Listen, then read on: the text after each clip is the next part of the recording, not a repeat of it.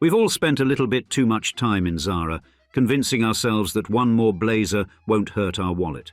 But behind those endless racks of affordable fashion lies a family dynasty so private, so masterfully invisible, that they've turned selling clothes into a $134 billion empire without most of us knowing their name. Indeed, the Ortega family floats through their global retail kingdom like ghosts, taking lunch in company cafeterias, wearing unbranded suits, sipping coffee in local cafes where regulars barely look up from their newspapers. Why, yes, while other billionaires splash their faces across magazines and race to build rocket ships, this family has mastered the art of being invisibly wealthy. Thus, in today's episode, we unveil the extraordinary story of how a Spanish shirts maker built one of history's greatest retail revolutions, as we describe the $134 billion family that owns fast fashion, Zara's Ortega dynasty. Meet the now legendary Zara clothing store's founding family, the Ortegas, who, by design, are quite possibly the most brilliantly boring billionaires most people have never heard of. You see, despite having enough money to buy several small countries, and probably the yachts to sail between them, they have mastered the art of being fabulously wealthy while remaining stubbornly ordinary. Their jaw-dropping $134.3 billion fortune in 2025 makes most other rich lists look like pocket change. The crown jewel of their empire is Zara, that fast fashion behemoth where countless shoppers have bought at least one shirt while pretending it was designer. With over 7,500 stores scattered across 90 countries, they have basically turned clothes shopping into a global addiction. At the helm of this retail juggernaut sits Amancio Ortega, an 89-year-old patriarch who probably owns more real estate than most major cities. His 59% stake in Inditex, Zara's parent company, ensures the family will not be clipping coupons anytime soon.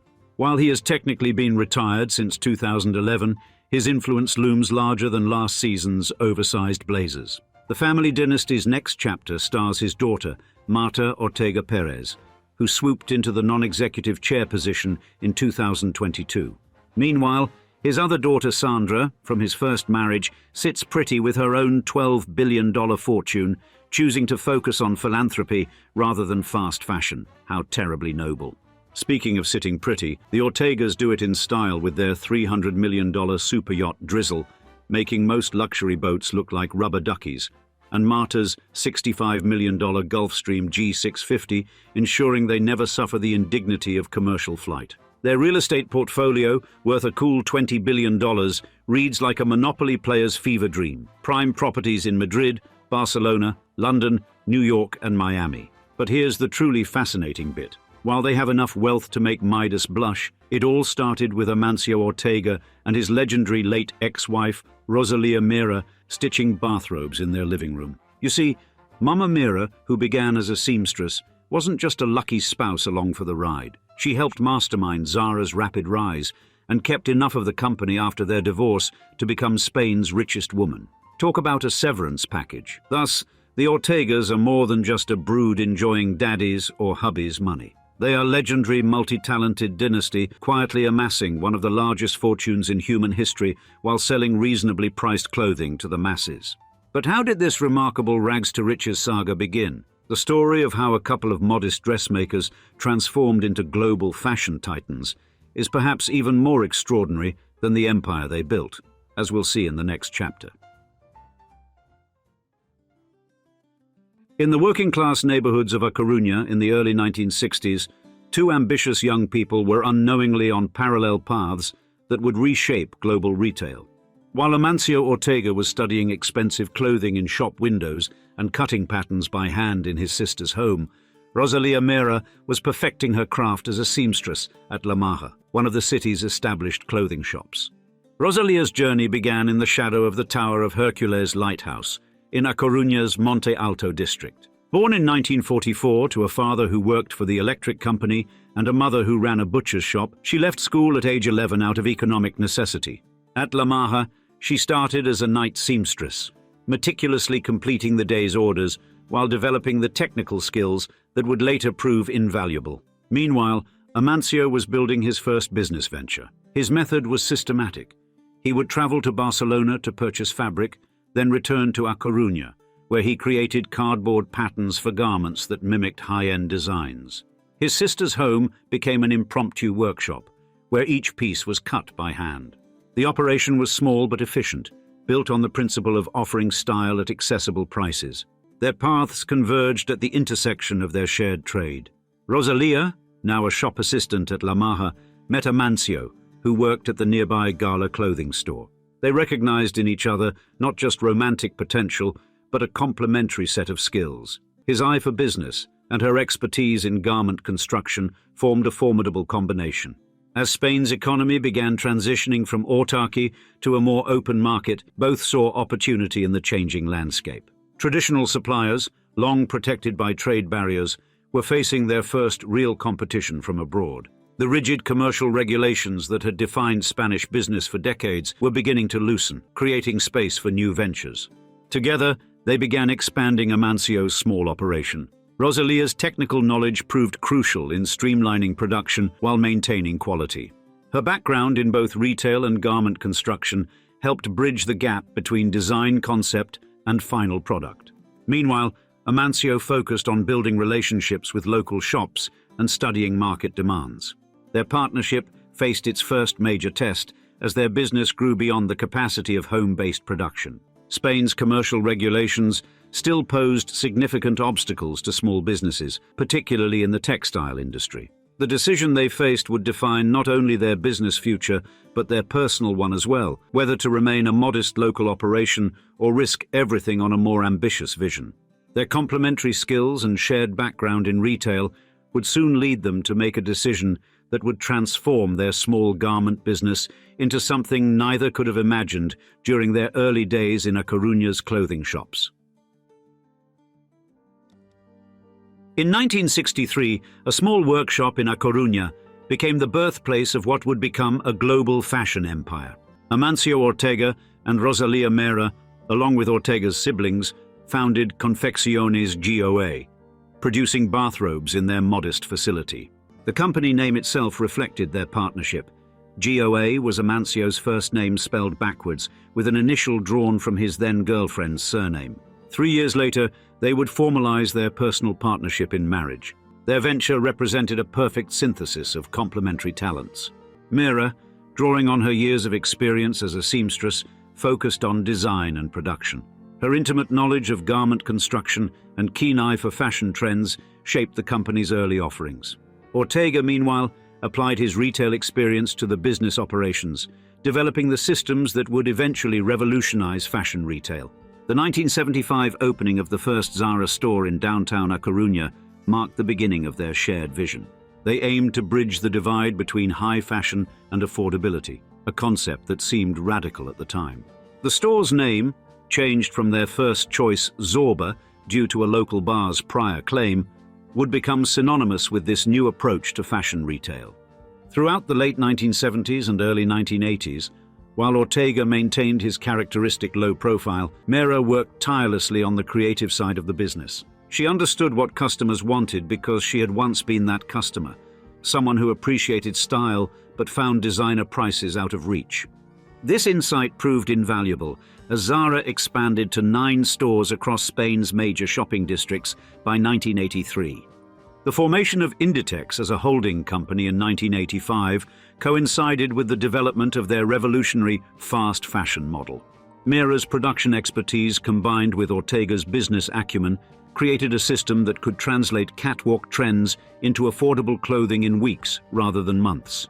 This approach, which they called instant fashions, would transform the industry. As Zara expanded internationally in the 1990s, opening stores from New York to Paris, the contrast in their public personas became stark. While Ortega famously shunned publicity, Mera emerged as a more visible figure, particularly in their home region of Galicia. She became known not just for her role in fashion, but for her advocacy of education and social causes. By the time of Inditex's 2001 IPO, valued at €92 million, their business partnership had evolved, even though their marriage had ended in 1986. Mera remained a significant shareholder and board member, while Ortega continued his hands-on approach to operations, taking lunch in the company cafeteria and visiting stores incognito.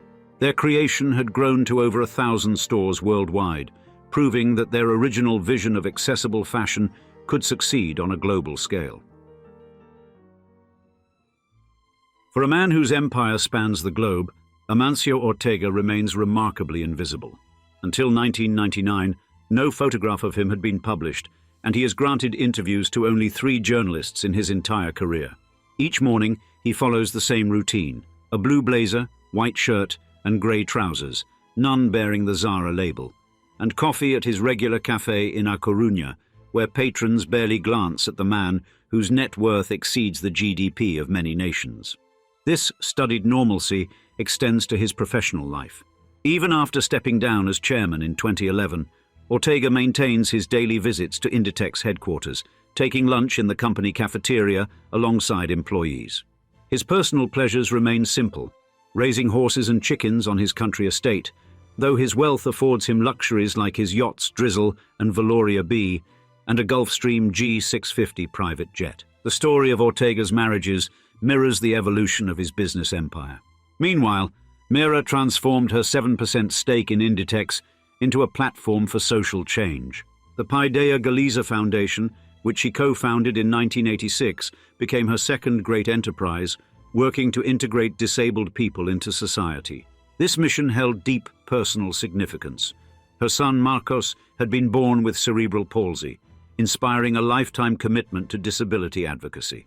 As Ortega expanded his wealth through Ortega Inversiones, acquiring prime real estate across global financial capitals, Mira pursued a different kind of diversification. She invested in marine fish farming, cancer research, and biotechnology through a 5% stake in Zeltia. Her entrepreneurial venture, the Mans Center, focused on cultural and technological innovation, reflecting her belief in business as a catalyst for social progress. Both found new personal chapters. Ortega married Flora Perez Marcote in 2001, the same year Inditex went public, while Mira focused on expanding her philanthropic reach. Through their different paths, each continued to influence Spanish society. Ortega through his carefully managed business empire, Mira through her bold advocacy for social causes and strategic investments in healthcare and education. Mira's unexpected death in 2013, at age 69, marked the end of an era. She had risen from a seamstress to become the world's wealthiest self-made woman, with a fortune exceeding $6 billion. Ortega, meanwhile, continued his methodical expansion of both Inditex and Pontegadea, his dedication to privacy undiminished, even as his wealth grew to rival the GDP of nations. His second marriage in 2001 to Flora Perez Marcote, a former Zara employee, coincided with Inditex's public offering. Their daughter Marta, born in 1984, would become central to the company's future. Flora now serves on the board of trustees of the Amancio Ortega Foundation, overseeing the family's considerable charitable endeavors. While Ortega methodically built his retail empire, he simultaneously constructed Ortega Inversiones, the family's investment vehicle. This real estate powerhouse owns prime properties across global financial capitals, from Manhattan to London, ensuring the family's influence extends far beyond fashion. Today, as Marta Ortega assumes leadership of the company following her father's careful orchestration, questions emerge about the future of this intensely private dynasty. The transition marks more than a change in leadership. It represents a generational shift in one of the world's most powerful fashion empires. At stake is not just the future of fast fashion, but the very nature of family-controlled global businesses in an era of increasing corporate transparency. As the young Ortega takes the reins, she faces a crucial question. Can she maintain her father's remarkable balance of global influence and personal obscurity, or will the demands of modern business force the next generation to step out of the shadows? The handover of Inditex's chairmanship in 2011 marked not an ending, but a transition in the Ortega dynasty. As Amancio stepped away from direct control, he maintained a watchful presence, his office light often visible late into the evening at Inditex headquarters. Under Pablo Isla's leadership, the company underwent a digital metamorphosis that would have seemed impossible in the days when Amancio manually cut patterns in his sister's home. The elevation of Marta Ortega to chairwoman in 2022 represented more than a mere succession. It signaled the emergence of a new vision for the retail giant. Unlike her father, who built his empire in an era when physical stores defined retail success, Marta inherited a company at the crossroads of digital commerce and traditional retail. The proprietary Inditex open platform became her instrument of change, integrating the physical and digital realms of the business in ways that transformed how inventory moved from factory floor to customer closet. This transformation proved timely. As e-commerce revenue reached $6.16 billion in 2022, the platform's ability to shift merchandise between channels became not just an advantage, but a necessity. Yet even as Zara embraced digital innovation, it maintained the fundamental principle that had guided Amancio since his days at Gala: understanding and responding to customer desires with unprecedented speed. The challenges facing Marta differ markedly from those her father confronted. Where Amancio once competed against traditional department stores, Zara now faces digital native competitors like Shein, whose algorithms and supply chains push the boundaries of what fast fashion means. Yet Zara's $17.8 billion brand value in 2024 suggests that the company's blend of quality, trend responsiveness, and accessibility continues to resonate.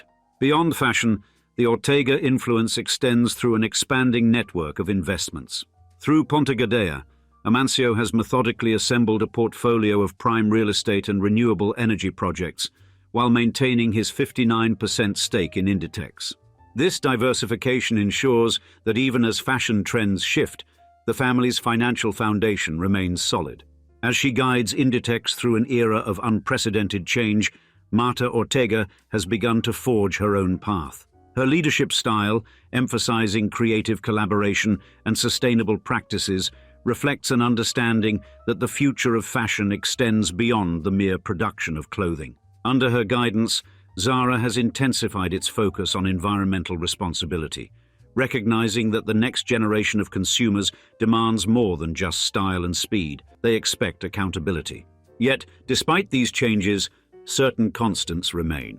The company cafeteria still serves as a gathering place where executives and employees share meals.